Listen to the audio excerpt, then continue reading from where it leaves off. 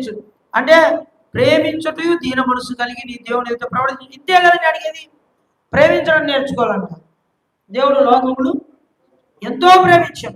ఈరోజు దేవుడు ప్రేమించినట్లు ఈరోజు దేవుడు మనల్ని ఏమడుగుతున్నాడంటే, మీరు కూడా నిన్ను వలె నీ పొరుగు వారిని ప్రేమించు. పొరుగు వారిని ప్రేమిస్తున్నామా?